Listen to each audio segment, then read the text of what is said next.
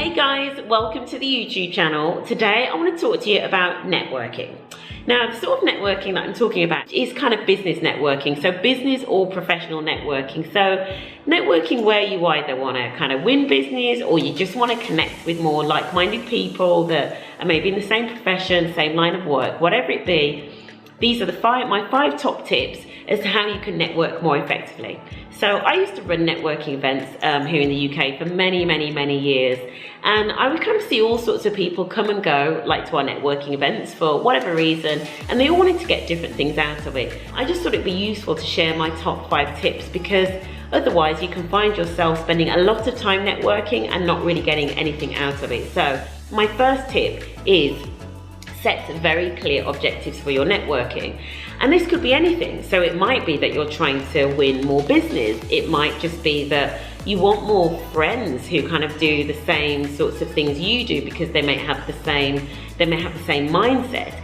It might be that you're networking because you want a new job. It might be that you're networking because you want to find out more about your profession and you want to develop yourself. So there are all kinds of different reasons that people go networking.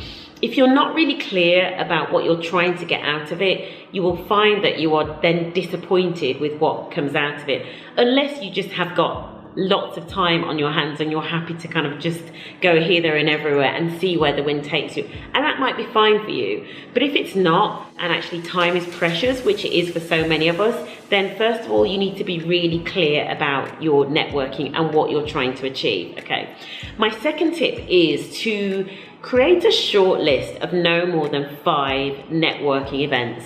And linked to the first tip around being really clear about your objectives, I know that here in the UK there are lots of free networking events. So actually, if you were just really into networking, you could absolutely fill your booths with networking events. You could be networking every day of the week if you wanted to. But you know, we've only got so much time and we've got to narrow it down, right? If we're being really clear about what we're trying to get out of the networking, I want you to really narrow it down. So narrow it down to a short list of no more than 5 networking events. And actually, if you have got less time in your hands, so you know that you can only maybe give up 1 evening a week, you might actually want to make it no more than 2 to 3 networking events. So spend some time, do some research, come up with a long list, but then really narrow it down, like narrow it down to just a handful of the key ones that you're going to try out. So that's my second tip. Create a short list of no more than 5 networking events. My third one, now that you've got your short list, visit each one of them at least once. So don't kind of just go to the first one that you found and then just discount all of the other ones, because you kind of never know what you're going to be missing out, right? So you've got your short list, visit each of them at least once so that you will know whether or not they are going to meet your objective, whether or not they're going to help you to achieve the reason that you're actually going networking.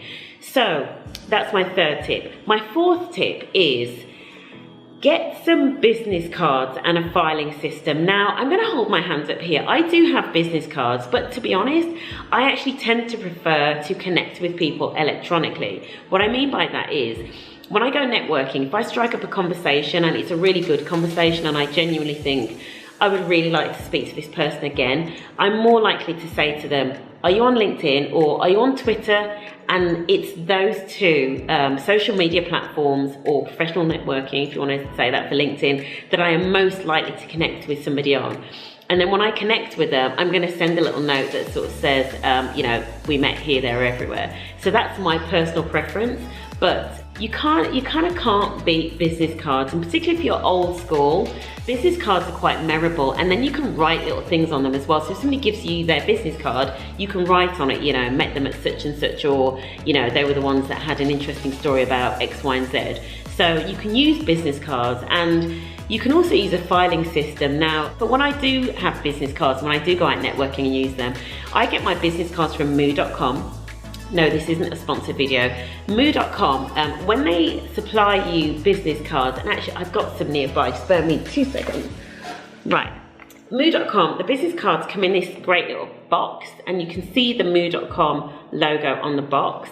And inside, you actually get, with your business cards, a little filing system where you can put other people's cards in. And the filing system says things like, you probably won't be able to see there, because I had no idea how to do that. So this one says meet. So you would use this to kind of like file the cards of the people that you want to meet. And you have other cards. So you have dine with. So this is for people that you actually would like to go to dinner with, which I think if you've met somebody just once, be a bit weird to actually then file them in dine with. And then the other card says call. So you almost end up with like a little filing system in the box of your own business card. So here's one of my business cards. In fact, it's, so it says hello on it, and it's square, as you notice, so I'm a little bit into kind of business cards. It has that on the back. So, so yeah, make your business cards a little bit more interesting is the other tip. But yeah, so moo.com has these great filing systems. They also, on the reverse of those little cards that were like meet, dine with and call, alphabetical. So you could just be like kind of old school and do it in alphabet, you know, so A to H, R to Z, I to Q. So anyway, so that's a little bit about business cards, probably a little bit too long there. But yeah, if you like business cards, moo.com is my recommendation. The fifth one, so the fifth tip, if you're going networking, is to follow up. Follow up, follow up, follow up. Particularly if they are a connection that actually you would quite like to get to know a little bit more, because maybe you could do business with them, or maybe you could learn from them in a kind of professional sense. So send them an email or call them. You know, don't feel that you're like stalking them. I guarantee you that most of the people that they meet at that networking event are not going to follow up. If you follow up, you will absolutely stand out. So if you haven't connected with them electronically already, send them a LinkedIn request, you know, connect with them on social media and say, hey, I met you at the networking event, you know, drop them an email. But whatever you do, follow up all of your connections. So that's my fifth tip. So that's it. That's my 5 tips really for effective networking. Hope you found it useful. Please leave your comments in the section below. Give it a thumbs up if you found it useful, and also subscribe to the channel and press the little bell thing as well. That's like to get notifications of when a new video comes out. So thank you for watching, and I'll see you next time. Bye.